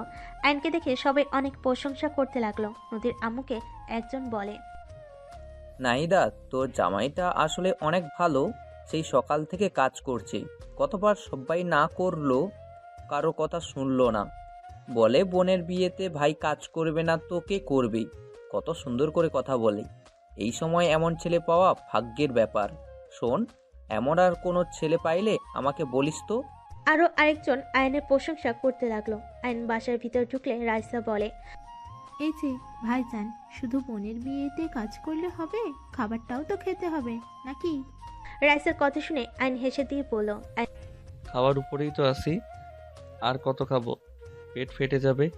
আর এতগুলো শালিকা থাকলে কোনো দুলাভাই না খেয়ে থাকতে পারবে নাকি? আয়নের কথা শুনে সবাই হাসতে লাগলো। নীরব এসে বলে, আমার তুমি সারাদিন খালি কাজ করছো, আমাকে একটু সময় দিচ্ছ না। আমার কিন্তু ভালো লাগছে না। আরে বাবা, আই এম সরি, আমার কাজ হয়ে গেছে। আপনাকে নিয়ে বের হব জন্যই তো আসলাম। আমি জাস্ট খালুর সাথে কথা বলে আসি, প্লিজ প্লিজ। নীরব, চলো আমি তোমাকে ঘুরতে নিয়ে যাই। না, আমি আমার সাথে যাবো। রায়হান রেগে গেলে ধমক দিলে আয়নের মেজাজ গরম হয়ে গেল। আয়ন রেগে বলল, এই আপনার সমস্যা কি? বাচ্চাদের সাথে নরম কণ্ঠে কথা বলতে পারেন না? যত সব। আমার ছেলের সাথে কেমন ব্যবহার করব সেটা আমার একান্ত ব্যক্তিগত ব্যাপার। তোমার থেকে কি আমাকে শিখতে হবে নাকি? জন্ম দিলেই বাবা হওয়া যায় না। সামিয়ার কথা শুনে রায়হান চুপ হয়ে গেল। আয়ন নীরবের হাত ধরে নিয়ে গেল। খালুর সাথে কথা বলে আয়ন রুমে চলে গেল। গোসল করে ফ্রেশ হয়ে নীরবকে নিয়ে বের হয়ে গেল। রাত 11টার দিকে বাসে আসলো। রুমে গেলে আরো কিছু আত্মীয়দের সাথে পরিচয় করিয়ে দিল। আয়ন রুমে যেতে যেতেই ভাবতে লাগলো, বাবারে বাবা, এত আত্মীয় স্বজন। ভাবতে ভাবতে রুমে গেলে দেখে রুম ভর্তি মানুষজন। আয়নকে দেখে একটা মেয়ে বলে, নীরব, এই ছেলেটা কে? এই ছেলে এখানে কি করো? যাও। আয়ন কিছু বলতে যাবে, সাথে সাথে সামিরা বলে, খালামণি, উনি আমার আব্বু হয়। আব্বু, তুমি আসো। আম্মু মনে হয় বড় খালামণিদের সাথে হাঁটতে দিচ্ছে। ও আচ্ছা। আয়ন রুমে গিয়ে ওয়াশরুমে চলে গেল। কয়েকটা মেয়ে হা করে তাকিয়ে বলে, কি বললি? এটা তোর নতুন আব্বু? ছোট ভাবছিলাম, বাট চকলেটের ডিব্বা। একজন থাপ্পড় দিয়ে বলে, আপু শুনলে না, তোর খবর আছে। মেয়েটা বলে, আপুর চয়েস অনেক ভালো। এই সামিরা, তোর আব্বুকে বলিস তো আরেকটা বিয়ে করবে নাকি? মেয়েটার কথা শুনে সবাই হা করে তাকালে সামিরা বলে, খালামণি, লুচ্চামি বাদ দাও। আমার আব্বু এরকম না। আমার আব্বুর সাথে ভাব নিতে চাইও না। আপু বলে ডাকা শুরু করবে। রূপা খালামণি আব্বুকে প্রপোজ করেছিল। আব্বু সেই যে আপু বলা শুরু করেছে। কথাটা বলে সবাই হাসতে লাগলো। রূপা বলে, কি রে, তুই কিভাবে জানলি? সামিরা হাসতে হাসতে বলে, আমি ওইখান দিয়ে যাচ্ছিলাম। আমি দেখতে চেয়েছিলাম আব্বু কি করে। আমি তো ভেবেছিলাম অন্য ছেলের মতো করবে, বাট সব উল্টা। সামিরা, তুই একটু পাকনা হয়ে যাচ্ছিস না? উফ খালামণি, ক্লাস 9 উঠেছি, এখন কি ছোট আছি নাকি? আয়ন ওয়াশরুম থেকে বের হয়ে সামিরার কথা শুনে আয়ান বলল, সামিরা, তুমি বড়দের মাঝে কি করো? তোমার কাজিনদের সাথে ঘুরতে পারো না? আচ্ছা, যাচ্ছি। সামিরা চলে গেল। আয়ন রুম থেকে বের হতে গেলে একটা মেয়ে আয়নের হাত ধরে আয়ন হাত ছাড়িয়ে নিয়ে বলে, আপু কিছু বলবেন? মেয়েটা বলে, আমাদের সাথে আড্ডা দাও। কোথায় যাচ্ছ? আপনারা দেন, পরে কথা হবে। আয়ন কথাটা বলে রুম থেকে বের হয়ে গেল। বাকি মেয়েরা সবাই হাসতে লাগলো। মেয়েটা মুখ ভেঙচি দিয়ে বলে, ফালতু কথা বলিস না। ও বড় আপুর জামাই, ভুলে যাস না। এই দুলা ভাই, শালাকে তো পটিয়ে ছাড়বো। মেয়েটা বলে, আরে আমি মজা করছি। এদিকে আয়ন সাদে চলে গেল। সাদে গেলে দেখে নদী সবাই বসে থেকে কথা বলছে। আয়নকে দেখে একজন ডাক দিল। আয়ন এগিয়ে গিয়ে সালাম দিল। নদী বসতে বলে বসলো। নদী সবার সাথে পরিচয় করিয়ে দিল। রায়হানের স্ত্রী এসে আয়নকে বলল, আয়ন, তোমাকে খালু ডাকছে। আয়ন নিচে চলে গেল। খালু রুমে গিয়ে কথা বলতে লাগলো। নদীর কাজিনদের সাথে মিলে সব কাজ বুঝিয়ে নিল। সবে আয়নের সাথে পরিচয় হয়ে নিল। আয়ন সবার সাথে চলে গেল।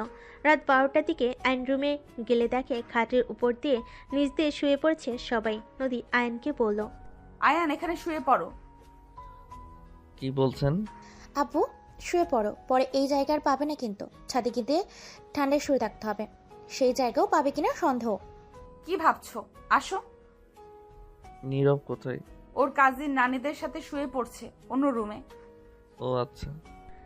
আয়নের কিছুটা শরম লাগতে লাগলো। নদী কিছু কাজিনরা বলে, আরে তোলা ভাই এত লজ্জা কেন, শুয়ে পড়েন, বিয়ে বাড়িতে এমনই তো মজা। আইন উপায় না পেয়ে নদীর পাশে শুয়ে পড়লো। আরেকটা ছেলে এসে বলল, এখানে তো একটু জায়গা আছে, আমি দুলাভাইয়ের পাশে শুয়ে পড়লাম। ছেলেটা আয়ানের পাশে শুয়ে পড়লে আয়ানের নদীর সাথে টাচ করলে আয়ান কিছুটা ভয় পেতে লাগলো। আয়ান একটু দূরে থাকার চেষ্টা করতে লাগলো। নদী আয়ানের ব্যাপারটা বুঝতে পেরে বলল, স্বাভাবিকভাবে সও। পাশের ছেলেটা বলে, এই দুলাভাই এমন করেন কেন? এমন করছেন মনে হয়। আপু আপনার বউ না, অন্য পর নারী বাসর করেন নাই নাকি যে এমন ভাব করছেন? ছেলেটার কথা শুনে আয়নের মেজাজ গরম হয়ে গেল। কি যাতা বলছেন? এখানে ভাগ্নি মেয়েরা আছে, চোখ দিয়ে দেখে কথা বলেন। আয়নের কথা শুনে ছেলেটার কিছুটা লজ্জা পেয়ে গেল। সামিরা নদীকে জড়িয়ে ধরে ঘুমালো। নদী সামিরার মাথায় হাত বুলিয়ে দিতে লাগলো। আয়ন ছেলেটার দিকে ঘুরে শুয়ে থাকলো। সামিরা ঘুমিয়ে গেলে নদী আয়নের দিকে ঘুরে নিজের দিক করে শুয়ে দিল। আয়ন অবাক হয়ে গেল। নদী আয়নের হাতটা পেটের উপর রাখলো। আয়ন কেঁপে উঠল। কাঁথার নিচে এমন কাণ্ড দেখে আয়ন ঢোক গিলতে লাগলো।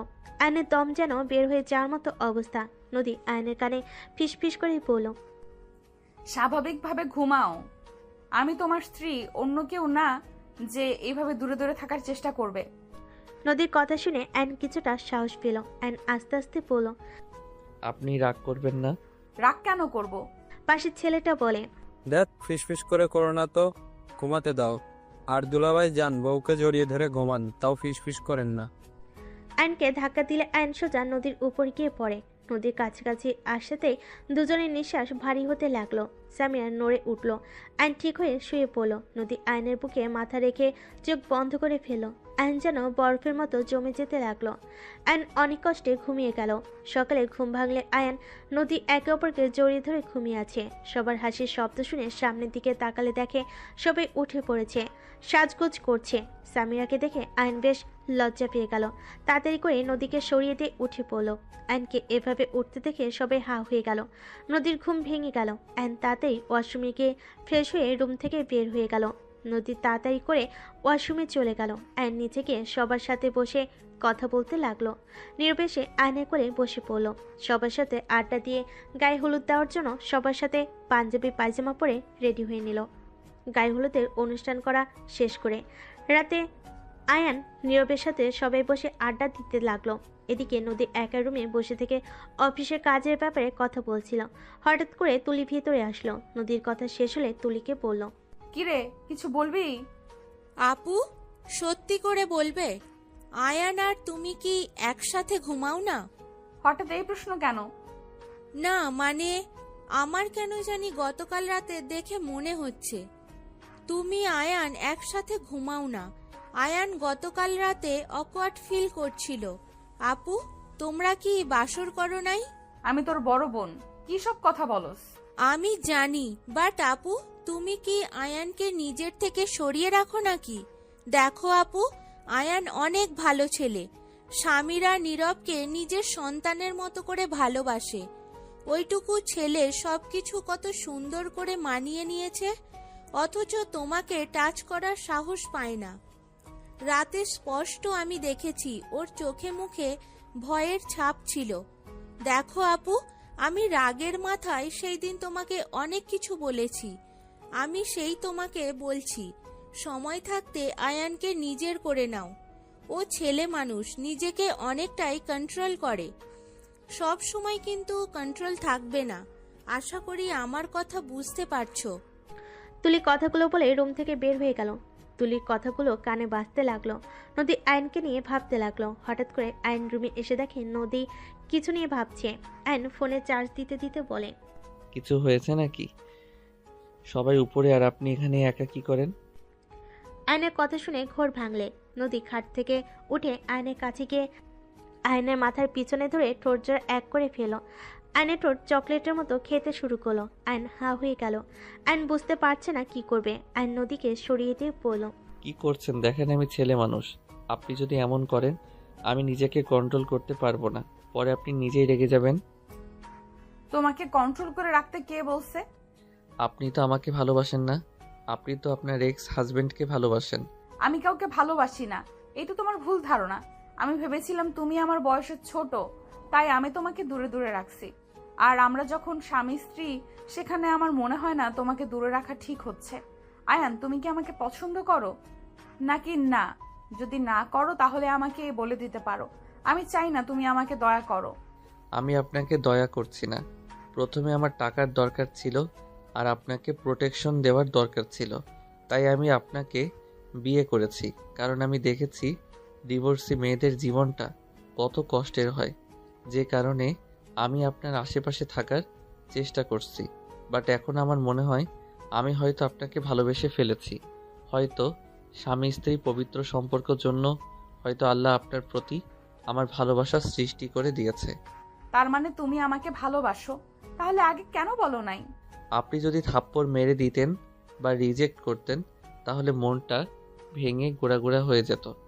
আয়নের কথা বলার স্টাইল দেখে নদী ফিক করে হেসে দিল। আইন মুগ্ধ নয়নে তাকিয়ে বলল, আপনার হাসিটা অনেক সুন্দর, মন চায় সব সময় দেখতে। তাই না ফাজিল একটা? দেখি আমাকে জড়িয়ে ধরতে পারো কিনা। নদীর কথা শুনে আইন তাড়াতাড়ি করে গিয়ে নদীকে শক্ত করে জড়িয়ে ধরে। নদী আইনের কানে হালকা করে কামড় দিলে আইন দুষ্টামি করে নদীর ঠোঁট জোড়া নিজের দখলে নিয়ে নিল। নদীর কোমরটা নিজের সাথে শক্ত করে জড়িয়ে ধরল। নদীর ঠোঁট ছেড়ে গলায় কিস করতে যাবে, সাথে সাথে দরজা খুলে সাথে সাথে আইন নদীকে ছেড়ে দিল। ঘুরে তাকাতে নদীর কাজিনরা বলে ওঠে, সরি, আমরা কিছু দেখি নাই, আমরা অন্ধ। আফা কোনো দিক দরজা। কথাগুলো বলে হাসতে লাগলো। নদী আইন লজ্জায় লাল হয়ে যেতে লাগলো। ওর কাজিনরা হেসে ভিতরে ঢুকলো। আইন তাড়াতাড়ি করে রুম থেকে বের হয়ে গেল।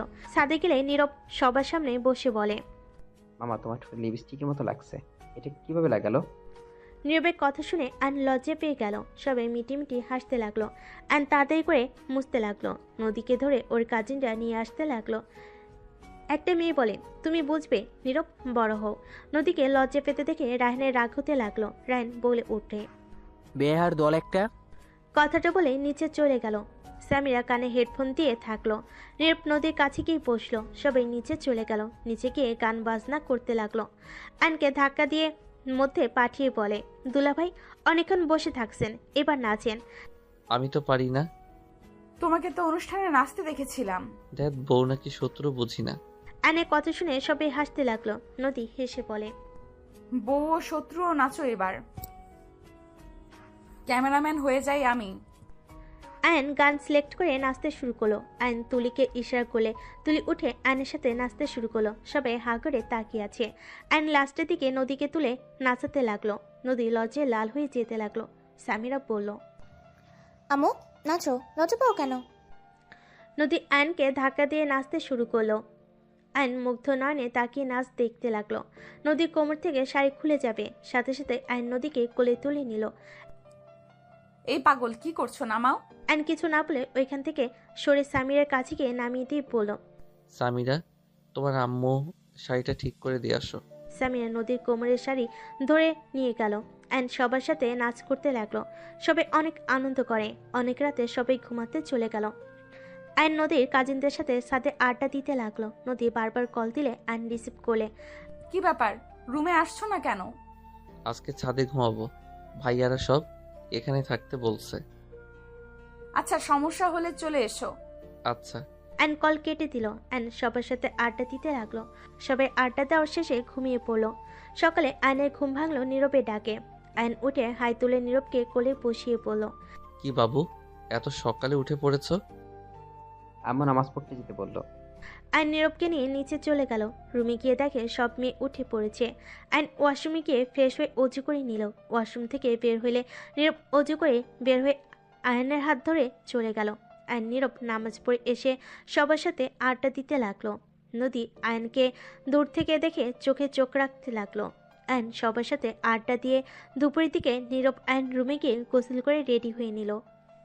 রেডি হয়ে দুজন হাত ধরে নিচে নামতে লাগলো। সবাই অ্যান আর নীরবকে বলতে লাগলো, মাশাল্লাহ, বাপ ছেলেকে অনেক সুন্দর লাগছে। নীরব কথাটা শুনে বলে, আরে নানু, উনি আমার মামা হয়, আব্বু না তো। নীরবের কথা শুনে রাহেন মিটিমিটি হাসতে লাগলো। অ্যান কিছু বলল না। সামিরা বলে উঠল, আজ থেকে ওনাকে মামা বলবি না। আমি যেমন আব্বু বলি তেমনই আব্বু বলবি। কি আজব বিষয়, একবার আব্বু বলছি তো রেগে গেলে, এখন আমার নিজেই বলতে বলছো। আর আবার আব্বু তো আছে। তোমার যেটা ভালো লাগে ওইটাই বলো। রাহেন নীরবের কথা শুনে মনে মনে অনেক খুশি হলো। অ্যান ওইসবকে পাত্তা না দিয়ে চলে গেল। সারাদিন সবার সাথে আনন্দ করে বিয়ে পড়ানোর সময় সবাই অনেক এনজয় করতে লাগলো। নদী এসে আয়নের পাশে দাঁড়ালো। আয়নের হাতে হাত রাখলে আয়ন বারবার সরিয়ে দিতে লাগলো। নদী বারবার হাত ধরে আয়ন রেগে যে কিছু বলতে যাবে, দেখে একটা অন্য কেউ না, নদী। আয়ন মিষ্টি করে হাসি দিয়ে হাত শক্ত করে ধরলে নদী বলল, এতক্ষণ না সরিয়ে দিলে এখন আবার ধরলে কেন? ছাড়ো। আমি কি জানতাম নাকি এটা অন্য কেউ না, আমার বউ? এইভাবে কতজনের হাত ধরছে? সত্যি বলা যাবে না, ওইসব রাখো, বিয়ে পড়ানো দেখো। অ্যান ওইদিকে মনোযোগ দিতে লাগলো। বিয়ে পড়ানো শেষ হয়ে গেলে বিদায় পালা চলে আসলো। বর বউতে বিদায় দিয়ে আয়নরা সবাই সবার থেকে বিদায় নিতে লাগলো। রায়নের সামনে গিয়ে আয়ন বলল, ভাইয়া, আই এম সরি, আপনার গায়ে হাত তুলেছি ছোট হয়ে, আমাকে ক্ষমা করে দিয়েন। আর ভাবি আপনাকে অনেক ভালোবাসে, ভাবিকে বোঝার চেষ্টা করেন, জীবনে অনেক সুখী হতে পারবেন। নিজেকে সবসময় বড় ভাবেন না, মাঝে মাঝে অন্যের খুশির জন্য ছোট হওয়ার মাঝে সুখ আছে, একবার নিজেকে পরিবর্তন করে দেখতে পারেন। যাই হোক, ভালো থাকবেন, আল্লাহ হাফেজ। অ্যান কথাটা বলে চলে গেল। অ্যান সবার থেকে বিদায় নিয়ে গাড়িতে উঠে পড়ল। রায়ন নীরব সামিরের কাছে আসলে ওরা যেতে না চাইলে আয়ন বলল, সামিরা নীরব আব্বুর কাছে যাও, দেখো উনি তোমাদের জন্মদাতা পিতা, উনি যেমন হোক উনি তোমার বাবা, এটাই সত্যি। বাবা মাকে সম্মান করাই হলো সন্তানদের কর্তব্য, যাও। আয়নের কথা শুনে সামিরা নীরব একবার আয়নের দিকে তাকিয়ে রায়হানের কাছে গেল। রায়ন ওদের জড়িয়ে ধরে আদর করতে লাগলো। রায়ন আয়নের কাছে এসে ওদের দুই হাত আয়নের হাতে দিয়ে বলল, তুমি আমার ছোট হয়ে আমাকে অনেক কিছু শিখিয়ে দিয়েছো। তুমি সত্যি বলছো, জন্ম দিলে বাবা হওয়া যায় না। আয়ান আমার দুই সন্তানকে আমি ঠিকভাবে ভালোবাসতে পারি নাই, তোমার হাতে ওদের তুলে দিলাম। ওদের কখনোই কষ্ট দিও না, আমি তো ভালো রাখতে পারলাম না, তুমি ভালো রেখো। আর নদী, আমাকে ক্ষমা করে দিও। রায়হানের এমন পরিবর্তন দেখে সবাই হাঁ হয়ে তাকিয়ে থাকলো। আয়ন ওদের হাত নিয়ে বলে, চিন্তা করবেন না, আর আমি একা কেন ওদের দেখব, আপনিও তো আছেন, আপনি ওদের আসল বাবা। আপনার ভালোবাসা আর আমার ভালোবাসার ভিতরে অনেক পার্থক্য আছে। আমি যত ভালোবাসি না কেন, ওদের মনে আপনার জন্য অপূর্ণতা থেকে যাবে। আর হ্যাঁ, ভাবিকে ভালো রাখেন, দয়া করে আর এই রকম মাইর দিবেন না। নীরব, সামিরা, গাড়িতে ওঠো। আয়নের কথা শুনে রায়ন ওর স্ত্রীকে এক হাত দিয়ে জড়িয়ে নিয়ে বলল, কখনোই দিব না, নিজেকে পরিবর্তন করার চেষ্টা করব। আমাদের দেরি হয়ে যাচ্ছে। নদীর কথা মতো গাড়ি ছেড়ে দিল। নীরব সামিরা ওর আব্বুকে টাটা দিল। নীরব আয়নকে জড়িয়ে ধরে বলল, মামা। বলো। অনেক ভালো মামা। মানুষের মধ্যে ভালো খারাপ মিলে থাকে বাবু। আমি যে একেবারে ভালো তাও না, আবার একেবারে খারাপ তাও না, তাই এত আমাকে ভালো বলতে হবে না। আমি অত কিছু জানি না, ভালো মানে ভালো। ওকে বাবা, মেনে নিলাম, আমি ভালো, এবার তো খুশি। দুজন হেসে দিল। গাড়ি বাস কাউন্টারে থামিয়ে দিল। আয়নরা সব বাসে উঠে পড়লো। নীরব ওর নানুর কাছে গিয়ে বসে। সামিরা তুলের কাছে আয়ন নদী একসাথে বসলো। 1 ঘন্টা পর নদীর ঘুম আসলে আয়ন নদীকে এক হাত দিয়ে জড়িয়ে নিল। সারা রাত আয়ন জেগে থাকলো। সকাল 10টার দিকে বাস থেকে নামলো। ড্রাইভার গাড়ি নিয়ে আসলে সবাই বাসে চলে গেল। আয়ন সিএনজি দিয়ে ওর আম্মুর কবর দেখতে চলে গেল। আয়ন ওর আম্মুর কবর জিয়ারত করে ওইখান থেকে বের হয়ে চলে গেল। আয়ন বাসে গিয়ে ফ্রেশ হয়ে ঘুমিয়ে গেল। দুপুরে নদী অফিস থেকে এসে দেখে আয়ন ঘুমোচ্ছে। নদী ড্রেস চেঞ্জ করে আয়নের বুকে মাথা দিয়ে ঘুমিয়ে গেল। বিকেলে ঘুম ভাঙলে আয়ন নদীকে বুকে উপরে দেখে মুচকি হাসি দিল। নদীর কপালে ভালোবাসার স্পর্শ এঁকে দিল। সাথে সাথে নদী আয়নের টোটে কিস দিয়ে তাড়াতাড়ি করে বুকে মুখ লুকালো। নদীর কাণ্ড দেখে আয়ন খিলখিল করে হাসতে শুরু করলো। নদীকে নিচে ফেলে দুহাত খাটের সাথে চেপে ধরে পড়ল। আপনি তো ঘুমাইছেন, ঘুমান, আমি তাহলে আপনাকে আদর করি। ঘুমন্ত মানুষটা টের পাবে না। নদী মিটিমিটি হেসে মাথা নেড়ে হ্যাঁ সূচক দিল। আয়ন হাসতে লাগলো। আয়ন নদীর হাত ছেড়ে দিয়ে পেটের উপর থেকে শাড়ি সরিয়ে পেটে হালকা করে কামড় দিল। নদী আয়নের মাথা পেটের সাথে খামচি দিয়ে ধরল। নদী আয়নের হাত ধরে বলল। কি হলো? ঘুমন্ত মানুষ মাথা কেমনে ধরে? নদী চোখ বন্ধ করে বলে, জানি না তো, আমি তো ঘুমিয়ে আছি। ও আচ্ছা, ঘুমিয়ে আছেন তাই না? আয়ন নদীর শাড়ি এক টান দিয়ে সরিয়ে ফেল। নদীর সাথে সাথে চোখ খুলে লজ্জায় লাল হয়ে যেতে লাগলো। আয়ন ঝাঁপিয়ে পড়ল। নদী সরিয়ে দেওয়ার চেষ্টা করতে লাগলো। আয়ন হাত দুইটা খাটের সাথে চেপে ধরে আদর করতে লাগলো। নদী আয়নের সাথে পাল্লা করে আদর করতে লাগলো। 2 বছর পর আয়ন কলেজ থেকে বাসে আসলে দেখে সবাই মিষ্টিমুখ করছে। সবাইকে খুশি দেখে আয়ন সোফায় বসে সামিরার কোলে মাথা দিয়ে শুয়ে পড়ল। কি ব্যাপার পিচ্ছি আম্মু জান, এত খুশি কেন আপনারা? সামিরা মাথায় হাত বুলিয়ে দিতে দিতে বলে, আবু গুড নিউজ আছে। কি গুড নিউজ? সামিরা কিছু বলতে যাবে, কলিং বেল বেজে উঠলে নীরবকে খুলে দিল। দেখে রায়হান তার স্ত্রী, নদীর মামারা, খালামণি সবে এসেছে। নীরবকে দেখে রায়হান বুকে টেনে নিল। রায়হান ভিতরে এসে সামিরার কোলে মাথা দিয়ে আয়নকে শুয়ে থাকতে দেখে কিছুটা খারাপ লাগলো, বাট সেটা প্রকাশ করলো না। সামিরা সবাইকে দেখে বলে, ছোট আম্মু, নানু, খালামণি সবাই তোমরা কেমন আছো? আয়ন সামিরার কথা শুনে সাথে সাথে সোফা থেকে উঠে ব্যাগ কাঁধে তুলে নিয়ে পড়ল। আসসালামু আলাইকুম, সবাই কেমন আছেন? আয়নের সালামের উত্তর নিয়ে সবাই কুশল বিনিময় করলো। আয়ন সবাইকে বসতে দিয়ে নদীর আম্মুকে ডাকতে লাগলো। আম্মু কই আপনি? দেখেন কারা এসেছে। আয়নের কণ্ঠ শুনে নদী তুলি নদীর আম্মু ওপর থেকে 3 জন নেমে এসে সবাইকে দেখে জড়িয়ে ধরতে লাগলো। নদীর আম্মু বলে, তোমরা শেষ আসলে কবে থেকে বলছি সবাই ঘুরে যাও। একজন বলে উঠল, ছুটি পায় না, এবার সবাই একসাথে প্ল্যান করে চলে আসলাম। দুলাভাই কই? ও অফিসে গেছে। নদীর আম্মুর কথা শুনে নদীর খালামণি বলে, নদী অফিসে যাস নাই? না, ওকে নিয়ে হসপিটালে গেছিলাম, সেখান তাই আর যেতে দেয়নি। তবে অবাক হয়ে তাকলো। তুলি সবাইকে বলল, আরে খারাপ কোনো খবর নাই, খুশির খবর আছে। বউ ডাক্তার কি বলল? তোমার কি হয়েছে? পরে বলবো, যাও ফ্রেশ হয়ে নাও। আগে বলো কি হয়েছে, না হইলে যাব না। বলবো না, যাও তো। না বললে আম্মু বলবে। আম্মু, ওনার কি হয়েছে? সবাই আগ্রহ নিয়ে অপেক্ষা করতে লাগলো। নদীর আম্মু হেসে বলল, নদী প্রেগনেন্ট। আমরা তো ভয় পেয়ে গেছিলাম, অন্য কিছু হয় নাকি। এটা কোন রোগ? আয়নের কথা শুনে সবাই হা করে তাকালো আয়নের দিকে।